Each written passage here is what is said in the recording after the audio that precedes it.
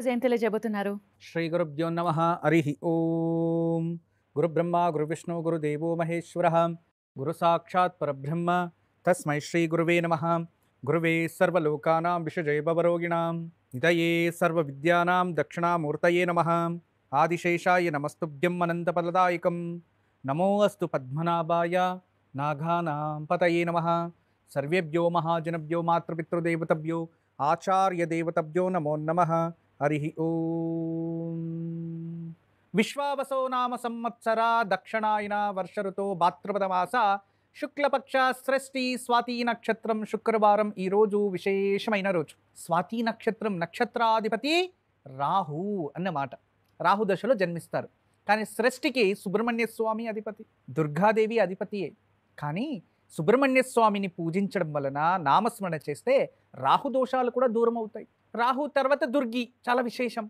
ఇలా ఈరోజు మనము సుబ్రహ్మణ్య స్వామి నామస్మరణ చేస్తే ఆరోగ్యము, అంతేకాదు మీకందరికీ తెలియని మరొక రహస్యం ఏంటంటే బ్రహ్మాండంలోనే అత్యద్భుతమైన శక్తి, కలియుగంలో ప్రత్యేకమైన శక్తి ఈ భూమిపై కనబడే రూపంగా మనకి దర్శనమిస్తుంది అంటే అది సర్పాల రూపంలో. ఎందుకంటే సర్పాలు భూమిపై స్థిర నివాసం చేసుకుని ప్రశాంతంగా ఉంటాయి కాబట్టి వాటిని శక్తిని ఎవరైనా గ్రహించేస్తే వాటికి నష్టం జరగచ్చు, లేదు వాటిని ఇక్కడ లేకుండా చేసేస్తారు అనే ఒక శుభదృష్టితో ఆ సర్పశక్తిని అలాగే రహస్యంగా ఉంచేశారు. దేవతల్లో ఏ దేవతలైనా చూడండి, సర్ప సహాయము, సర్పాభరణం, నాగాభరణం లేని దేవతలు ఎవరైనా ఉంటే చెప్పండి. శరీరంలో మూలాధార చక్రంలో కూడా సర్పశక్తి, చైతన్య శక్తి ఉంది. అది సర్పశక్తి.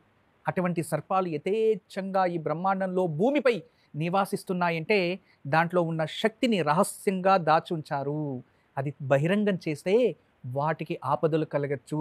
ఆ శక్తిని ఉపయోగం చేసుకొని దుష్ట శక్తిని ఆవిర్భవించేలా చేసేయచ్చు అనే శుభదృష్టితో దాన్ని రహస్యంగా ఉంచారు. ఇలా ఎన్నో విషయాలు ప్రతిరోజు. అయితే ఈరోజు మనమందరూ కూడా ఓం షణ్ముఖాయ నమః అనే నామాన్ని జపించి ఆ సుబ్రహ్మణ్య స్వామి అనుగ్రహం పొందుతూ మన జీవితంలో ఏదైనా మన కుటుంబ సభ్యులు కానీ, మన బంధువులు కానీ, మన వంశస్థులు కానీ సర్పసంతతికి లేదు అంటే ఆ సర్ప వంశానికి ఏదైనా ద్రోహం చేసి ఉన్నా, దోషాలుంటే దూరం అవ్వాలి అని తెలుసుకొని ఓం సుబ్రహ్మణ్యాయ నమః అనే నామాన్ని జపించండి.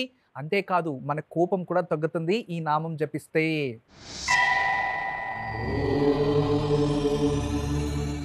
ఓం సుబ్రహ్మణ్యాయ నమః. ఓం సుబ్రహ్మణ్యాయ నమః. ఓం సుబ్రహ్మణ్యాయ నమః. ఓం సుబ్రహ్మణ్యాయ నమః.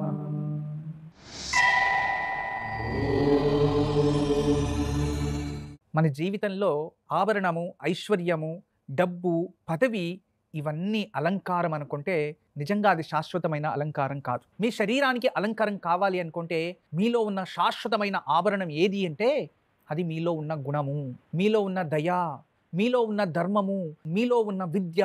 అవే మీకు ఆభరణాలు అవ్వాలి. మనము చేతికి 4 ఉంగరాలు, బంగారు చైన్లు ఇవన్నీ వేసుకొని మనసు కల్మషం ఉంటే శరీరానికి అలంకరించుకున్న మనసుకి ఏం అలంకారం ఉంటుంది చెప్పండి? ఏమీ లేదు. అలా జీవితంలో నాకు ఆభరణాలు లేవని, నాకు సొమ్ములు లేవని, నాకు మంచి బట్టలు లేవని దయచేసి ఎవ్వరూ బాధపడకండి. దయచేసి అర్థం చేసుకోండి.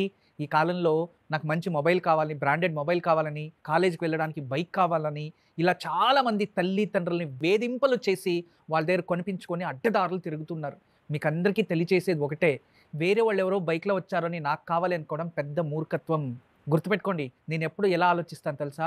జీవితంలో మా నాన్న సంపాదించిండే దాంట్లో ఏ దాంట్లో కూడా నేను ఎప్పటికీ ఎటువంటి ఖర్చు చేయకుండా, ఎటువంటి సుఖాన్ని అనుభవించకుండా నేను స్వయాన కష్టపడి ఏదైతే సంపాదించింటానో అందులో కారకొన్నా అది నాకు రథోత్సవం ఉన్నట్టు. అంటే జీవితంలో నేను ఏది కష్టపడి సంపాదించింటానో అది నాది అన్నప్పుడు దాన్ని చూసి తల్లి తండ్రి ఆనందంగా సంతోషంగా ఉంటారు. అమ్మా నాన్నలకి భయపెట్టి ఎమోషనల్ బ్లాక్మెయిల్ చేసి దయచేసి అలా చెయ్యకండి.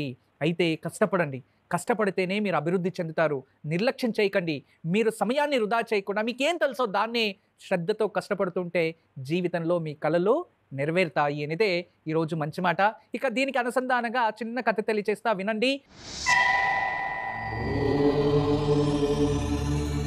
ఇద్దరు స్నేహితులు ఉంటారు. వాళ్ళు చక్కగా ఢిల్లీకి వెళ్తారు. అక్కడ స్నేహపూర్వకంగా ఉంటూ జీవితంలో మంచి స్థాయిలో అభివృద్ధి చెందాలి, మనము ఏదైనా గవర్నమెంట్ జాబ్ చేసుకోవాలని చెప్పి డిగ్రీ ముగించుకొని అక్కడ వెళ్ళి ఎక్కడి నుంచినో వచ్చింటారు. ఒకే రూమ్‌లో ఉంటారు. రోజు కష్టపడతారు. యూపీఎస్సీ కోచింగ్ తీసుకుంటారు. కష్టపడతారు. ఎగ్జామ్స్ రాస్తారు, వస్తారు. అలా ఇద్దరు కూడా జాబ్‌లొచ్చేస్తాయి. జాబ్‌లొచ్చిన తర్వాత అంటే యూపీఎస్సీ రాసి ఐఏఎస్, ఐపీఎస్ కాకుండా గవర్నమెంట్ జాబ్‌లు వచ్చాయి. ఇద్దరు కూడా జాయిన్ అయిపోయారు. కొన్ని రోజులు అలా మాట్లాడుతూ వాళ్ళ కమ్యూనికేషన్ తగ్గిపోయింది. 10, 12 సంవత్సరాలు అయిపోయింది. వీళ్ళంతకు వీళ్ళు జాబ్ చేసుకొని, వీళ్ళంతకు వీళ్ళు ఇద్దరు కూడా జాబ్ చేసుకొని వాళ్ళంతకు వాళ్ళు ఉన్నారు. ఏమనిపించిందో ఏంటో గాని వాళ్ళిద్దరికీ కూడా ఒకే ఆలోచన వచ్చింది. అరే! మనము ఎంత కష్టపడినా మనం ఏం చేయాలా? మన ఆలోచనలు ఎంతుండేవి? మనం నలుగురికి ప్రజలకు మంచి చేయాలి, మంచి నిర్ణయాలు తీసుకోవాలి, నలుగురి జీవితాన్ని ఇయ్యాలి అనుకున్నాము. కానీ మనము ప్రభుత్వం ఏదైతే ఉందో దాని ప్రకారమే ఇక్కడ పని చేయాలి. కానీ మన స్వర్ణ నిర్ణయాలు తీసుకునే శక్తి మనకు లేకపోతే మనం ఈ పనికి నాలాయక్ అని చెప్పేసి దాన్ని రిజైన్ చేసేసి వచ్చేస్తాడు. వచ్చేసి సొంతంగా ఒక స్టార్టప్ కంపెనీ పెట్టేసి స్టార్ట్ చేస్తాడు. ఆ స్టార్టప్ కంపెనీ కూడా చక్కగా అభివృద్ధి చెందుతూ ఉండేది. కానీ ఇంకొక ఫ్రెండ్ ఉంటాడు కదా! ఆయన ఏం చేస్తాడంటే ఆయన చక్కగా జాబ్‌కి రిజైన్ చేసేసి ఏదైనా ప్రైవేట్ జాబ్ ఎదుక్కుందాము మంచిగా ఉండొచ్చు అని చెప్పి ప్రైవేట్ జాబ్ చేసుకొని ఉంటాడు. అలా ఆయన కూడా ఏ కంపెనీలో వెళ్లి పనిచేసినా ఆ కంపెనీ బాగా డెవలప్‌మెంట్ అవుతూ ఉంటుంది. అలాగే చక్కగా ఆయన ఇంకంత మంచి జాబ్ రాని అని వెతుక్కుంటూ ఉంటారు. అలాగే హఠాత్తుగా ఒకరోజు వీళ్ళిద్దరూ కూడా ఒక ఫంక్షన్ కార్యక్రమంలో చేరుకుంటారు. వీళ్ళిద్దరూ కలుస్తారు. కలిసిన తక్షణం "అలే ఎలా ఉన్నావు? బాగున్నావా? నీ జాబ్ ఏంటి? నీ జాబ్ ఏంటి?" తర్వాత కాసేపు అయిన తర్వాత "నువ్వేం చేస్తున్నావంటే" "నేను ఓన్ కంపెనీ పెట్టుకున్నాను. అది రిజైనేషన్ చేసేసాను" అంటే "అవునా మంచిదయింది. నువ్వేం చేస్తున్నావంటే" "లేదు నేను జాబ్ రిజైన్ చేశాను. నేను ఒక ప్రైవేట్ ఆర్గనైజేషన్‌లో పనిచేస్తున్నాను" అని తెలియజేస్తాడు. "ఓకే. అలాగే ఆల్ ద బెస్ట్. కంపెనీ ఎక్కడుందేంటి? ఇలాంటి చోటు నేను వచ్చి రావచ్చా? చూడొచ్చా?" అని ఫ్రెండ్ అడిగితే "ఖచ్చితంగా రండి" అని చెప్పి అతనికి ఒక డేట్ ఇస్తాడు. ఆ డేట్‌కి ఫ్రెండ్ వస్తాడు. ఆ కంపెనీలో కూర్చుంటాడు. కూర్చొని అన్ని విచారిస్తూ చాలా బాగా డెవలప్‌మెంట్ అయింది. మార్కెట్‌లో మంచి పేరుంది నీ కంపెనీకి. అద్భుతం నీ పేరు. ఇంత త్వరలో ఇలా ఆలోచించి ఇంత శ్రమవహించావు. ఇలా చేశావు. నువ్వు గ్రేట్ అని ఫ్రెండ్ పొగుడుతాడు. అప్పుడు దాన్ని వింటూ నవ్వుతూ సరే అలాగే థ్యాంక్ యూ సో మచ్ అంటే నాకిక్కడ ఏదైనా మంచి జాబ్ ఇవ్వగలవా అని ఇంకొక ఫ్రెండ్ అడిగితే ఖచ్చితంగా ఆఫ్‌కోర్స్ ఎందుకు ఇవ్వలేను? ఖచ్చితంగా నేను ఇస్తాను. ఆ జాబ్‌ని ఇమ్మీడియేట్ ఫిల్ చేస్తాను. నువ్విక్కడ ఈ జాబ్ నువ్వే చేయాలి. ఈ కంపెనీ నీది అనుకోని నువ్వు కష్టపడాలి. గుర్తుంచుకో ఇక్కడ స్నేహము అనేది కాదు. నీది అనుకోని నువ్వు చేయాలి. ఒక ఎంప్లాయీగా చేయొద్దు. నీది అనుకోని నువ్వు కష్టపడు. దానికి తగినట్టుగా నేను చూసుకుంటాను నిన్ను అని చెప్పి ఫ్రెండ్ తెలియచేస్తే అప్పుడు థ్యాంక్ యూ చెప్పి అప్పుడు క్వెషన్ అడుగుతాడు. అవును నువ్వు ఇద్దరు కూడా ప్రభుత్వ ఉద్యోగం కోసం వెళ్ళాము. ఇద్దరు రిజైన్ చేసి వచ్చేసాము. కానీ నువ్వు మాత్రం ఒక కంపెనీ పెట్టుకొని బాగా డెవలప్‌మెంట్ అయ్యావు. నేను మాత్రం పనివాడిగానే ఉండిపోయాను. ఎందుకు? మన ఇద్దరిలో లోపం ఏంటి? అని ఆ ఫ్రెండ్ అడిగితే, లోపమేం లేదు. నీకొకటి గుర్తు చేస్తా విను. మనము ఢిల్లీలో ఉండేటప్పుడు ఒక రూమ్‌లో ఉండేటప్పుడు మనం నడుచుకొని వెళ్తూ ఉండాం రోడ్‌లో. మధ్యలో గుర్తొచ్చి లోపల ఫ్యాన్ ఆఫ్ చేయలేదు. మనం పీజీలో ఉండేవాళ్ళం కదా! లోపల ఫ్యాన్ ఆఫ్ చేయలేదు. ఫ్యాన్ తిరుగుతూనే ఉంది అని వెళ్ళి ఆఫ్ చేసి వద్దాము అని నేనంటే, నువ్వు అనేవాడివి ఆ పీజీదే కదా! ఎలాగైనా రెంట్ పే చేసేసాము. ఆ కరెంట్ బిల్ ఏదొచ్చినా ఓనర్‌కే చెందుతుంది కదా! మనకెందుకులే పోతే వాడిది పోతుంది. మనం పదా అని చెప్పి నువ్వు ఎన్నో రోజులు చెప్తే నేను నడుచుకొని మళ్ళీ వెళ్ళి ఆఫ్ చేసి వచ్చేవాడిని. నీకు గుర్తుంది కదా! అంటే అవును నాకు గుర్తుంది. దీనెందుకు తెలియచేస్తున్నావు అంటే, ఎప్పుడు కూడా నేను పీజీకి మళ్ళీ అక్కడి నుంచి నడుచుకెళ్ళి ఆఫ్ చేసి వచ్చినప్పుడు అది నాది అని ఫీల్ అయ్యేవాడిని. నువ్వు ఎప్పుడు కూడా అది వేరే వాళ్ళది అని ఫీల్ అయ్యేవాడివి. నీ ఆలోచనలు, నా ఆలోచనలు అంతే. నేను ఏ పని చేసినా అది నాది అనుకోని చేస్తున్నాను. కానీ నువ్వు ఏ పని చేసినా అది వేరే వాళ్ళ పని అనుకోని చేస్తున్నావు. ఇదే మనిద్దరిలో వ్యత్యాసం అని తెలియచేస్తేనే ఆ ఫ్రెండు తలదించుకొని నువ్వు చెప్పింది నిజమే. నేను ఈ ఆలోచనల్లో నేను మార్చుకోవాలి అని తెలియచేస్తాడు. అంటే ఈ కథలో ఉన్న సారాంశం జీవితంలో ఆలోచనలు బాగుంటేనే మన జీవితంలో అద్భుతాలు సృష్టించగలం. మన ఆలోచనలు బాగలేకపోతే మన జీవితంలో ఎప్పటికీ మనం ఎదగలేము. గుర్తుంచుకోండి. గురూజీ కాకినాడ నుంచి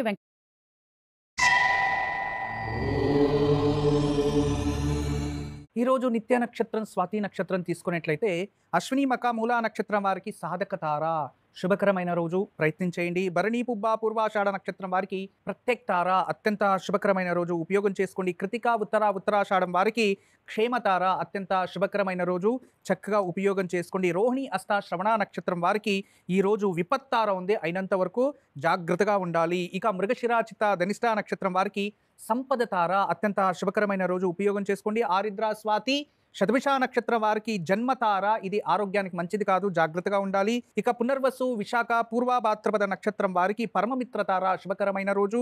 పుష్య అనురాధ ఉత్తరాభాద్రపద నక్షత్రం వారికి మిత్రతార ఇది కూడా మీకు అనుకూలంగా ఉన్న రోజు ఉపయోగం చేసుకోండి. ఆశ్లేష జ్యేష్ఠ రేవతి నక్షత్రం వారికి నైదన్న తార అది శుభం కాదు, అయినంత వరకు జాగ్రత్తగా ఉండాలి. ఈ రోజు శుక్రవారం చాలా విశేషమైన రోజు. ఎంతో మంది ఈ రోజు మన జీవితంలో కొన్ని పొందాలి, కొన్ని కొనాలి ఇట్లా అనుకుంటూ ఉంటారు. చాలా మంచిదే, అన్నిటికీ శుక్రవారం శుభకరమైనదే. కొన్ని రాశులకి మంచిది, కొన్ని నక్షత్రాలకి మంచిది కాదు, కొందరికి ఘాతకం కూడా ఉంటుంది. అలాగే మన జీవితంలో కూడా మనం కొందరికి మంచోళ్ళు, కొందరికి చెడ్డోళ్ళు, కొందరికి ప్రియమైన వారు కనబడుతూ ఉండొచ్చు. అయితే మన జీవితంలో అప్పుడప్పుడు మనం చేసే పనుల వల్లనే మనకి చెడు జరుగుతూ ఉంటుంది. గుర్తుంచుకోండి, ఎటువంటి ఇంట్లో దారిద్ర్య లక్షణం అంటే ఏంటి అంటే, ఏ ఇంట్లో అయితే రాత్రిపూట వంటగదిలో పాత్రలు కడుక్కుండా అలాగే ఉంటే వాటిలోకి నెగెటివ్ ఎనర్జీ ప్రవేశం చేస్తుంది. ఆ ఇంట్లో దారిద్ర్యం, ఆ ఇంట్లో ఎంత డబ్బులొచ్చినా నిలవదు. రెండోది, ఏ ఇంట్లో అయితే దుర్వాసన కలుగుతూ ఉంటుందో ఆ ఇంట్లో ప్రేత శక్తి ఆవాహన అయ్యింది. ఏదో నెగెటివ్ ఎనర్జీ ఆ ఇంటిలో ప్రవేశం చేసింది. దుర్వాసన ఎప్పుడు మీరు ఎంత క్లీన్ చేసినా ఇంట్లో దుర్వాసన వస్తుంది అంటే ఖచ్చితంగా ఆ ఇంట్లో మీరు ప్రశాంతంగా ఉండలేరు అని అర్థం. ఏ ఇంట్లో అయితే పొగలు నిద్రపోతుంటుందో స్త్రీ, ఆ ఇంట్లో దారిద్ర్యం ప్రాప్తిస్తుంది. ఏ ఇంట్లో అయితే పురుషుడు లేటుగా నిద్రలేస్తాడో ఆ ఇంట్లో దారిద్ర్యం ప్రాప్తిస్తుంది. ఏ ఇంట్లో అయితే పిల్లలు కావచ్చు, పెద్దవాళ్ళు కావచ్చు, బెడ్ పైన కూర్చొని భోజనం తింటూ ఉంటారో ఆ ఇంట్లో దరిద్రం వస్తుంది. ఏ ఇంట్లో అయితే కంచాల్ని వడిలో పెట్టుకొని భోజనం తింటూ ఉంటారో ఆ ఇంట్లో కూడా గొడవలు ప్రారంభం అవుతాయి. ఇవన్నీ కూడా దారిద్ర్య లక్షణాలు. దయచేసి మన ధర్మంలో కొన్ని సంప్రదాయాలు వైజ్ఞానికంగా ఇచ్చారు. రాత్రిపూట అలాగే పాత్రలు పెట్టడం వలన ఆ స్మెల్ కోసం ఎన్నో బొద్దింకలు, సూక్ష్మజీవులు అక్కడికొచ్చి సేవించి అటువంటి వైరస్ డెవలప్మెంట్ అవ్వడానికి కారణం.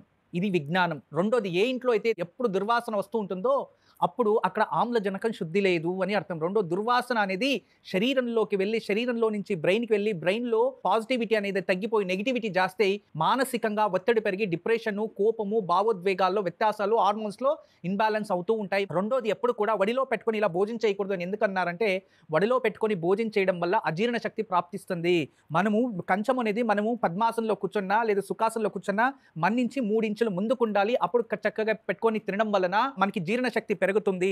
అదే మనకి నోటికి దగ్గరగా భోజనం తినడం వల్ల అది అనారోగ్యము, అజీర్ణము అని ధర్మశాస్త్రం చెబుతుంది. అంటే ఇటువంటి చేయడం వల్ల దరిద్రము అంటే ఎందుకంటే సంపాదించిన డబ్బులన్నీ కూడా హాస్పిటల్కి ఏదో విధానంగా వెళ్తుంది అంటే మన ఇంట్లో ఇటువంటి అపచారాలు జరుగుతూ ఉన్నాయి అని అర్థం. దాని నుంచి ఇటువంటి వాటిని మీరు జాగ్రత్త పడితే ఖచ్చితంగా మీరు అదృష్టవంతులు అవుతారు. మన పూర్వీకులు ఎవరైనా చనిపోయిన వాళ్ళు మన కలలో వస్తే రాబోయే రోజుల్లో చెడు జరుగుతుంది, జాగ్రత్త అని దాని అంతరార్థం. బతుకున్న వాళ్ళే స్వర్గస్థులైనట్టు మనం ఏదైనా అటువంటిగా చూసి దానికి అక్కడ వెళ్ళి అక్కడ మనం ఏడ్చినట్టు మనకి అనుభూతి చెందితే అప్పుడు వాళ్ళకి ఒక గండాంతరం పోయింది, ఆయుష్ పెరిగింది అని అర్థం. ఇది మన ధర్మశాస్త్రంలో ఉంది. దీన్ని తెలుసుకొని ఇటువంటి కళలు వచ్చినప్పుడు భయపడకుండా మంచి నిర్ణయాలు ఎన్నుకోండి. గురూజీకి రేపు ఎటువంటి పూజను ఆచరించాలి? రేపు అముక్తాభరణ సప్తమి. ఇది విశేషంగా సూర్యారాధన మరియు ఉమామహేశ్వరుని పూజించే రోజు. రేపు ఎవరైతే ఆభరణయుక్తంగా ఎటువంటి ఆభరణాలు అలంకరణ చేసుకోకుండా స్త్రీలు, పురుషులు ఎవరైనా సరే ఉదయాన్నే అభ్యంగ స్నానం చేసి సూర్య నమస్కారం చేసి సూర్యానికి ఆర్ఘ్యము ఇచ్చి ఆదిత్య హృదయం కానీ సూర్యాష్టకాన్ని చదువుకున్న వాళ్ళకి ఆరోగ్యం ప్రాప్తిస్తుంది. ఆభరణాలు ధరించకుండా పూజించడం వలన మీలో ఉన్న అహంకారం త్యజించి పూజించిన పుణ్యఫలం మీకు ప్రాప్తిస్తుంది. కాబట్టి దీన్ని సూర్య భగవంతునికి ఆచరిస్తే పితృదోషాలు దూరం అవుతాయి, సత్సంతానం ప్రాప్తిస్తుంది, ఆరోగ్యం ప్రాప్తిస్తుంది, పదోన్నతి, కులోన్నతి జరుగుతుంది అని రేపు విశేషం. కొందరు వివాహం లేని వారు రేపు అముక్తాభరణ సప్తమి రోజు ఆభరణాలు ధరించకుండా ఉమామహేశ్వరుని పూజించడం వలన వాళ్ళకి త్వరలో వివాహ యోగం ఏర్పడుతుంది అనే ఒక వ్రతం. ఇందులో మరొక సందేహం అంటే ఆభరణాలు లేకుండా అంటే ముత్యాలు, పగడాలు ధరించకుండా ఉంటే అవి ఆభరణ లేదు అంటే రత్నాలు, వజ్ర వైడూర్యాలు ధరించకూడదు అని. ఉన్న మాంగళ్యం తీసి పక్క పెట్టి పూజించడం కాదు. దీన్ని కూడా గుర్తుపెట్టుకోండి. గురూజీకి ఈరోజు యోగక్షేమాలు ఏం తెలియజేయబోతున్నారు? ఈరోజు సాయంత్రం విశాఖ నక్షత్రం ఉంటుంది. ఈరోజు సాయంత్రం లోపు మన ఇంట్లో కాస్త వడ్లు ఉంటాయి కదా, వడ్లు, వాటిని ఒక 5 నిమిషాలు నానబెట్టి తర్వాత ఎండబెట్టి లేదా ఆ వడ్లు తీసి మన చేతుల నుంచి కూడా వాటిని బియ్యపు గింజలు తీయాలి. బియ్యపు గింజలు తీసి దాంట్లో కొంచెం నెయ్యి వేసి బాగా రుద్ది వాటిని చిన్నగా అక్షంతుల్లాగా చేసుకొని ఈరోజు సాయంత్రం చిన్న శివలింగం కానీ ఏదైనా శివాలయంలో కానీ మీ మనసులో సంకల్పం ఏదైతే ఉందో దాన్ని తెలుసుకొని శివుడు ముందే వేసి వస్తే ఖచ్చితంగా అది జరుగుతుంది. లేదు అన్నా పసుపు రాసి వెయ్యకపోయినా వాటిని అలాగే తడి చేసైనా శివలింగంపై వేసి రావాలి. లేదు అంటే ఇంట్లోనే శివలింగం స్థాపించుకుంటారు కదా, చక్కగా పూజించి ఆఖరిలో మీ సంకల్పం ఏదుందో అది తెలుసుకొని ఆ ఒక్క మీరే స్వయంగా వలిచిన బియ్యంని అక్షతలుగా సమర్పించుకోండి. ఖచ్చితంగా మీ సంకల్పం సిద్ధిస్తుంది. సంకల్పం నెరవేరేందుకు ఈ రోజు సాయంత్రం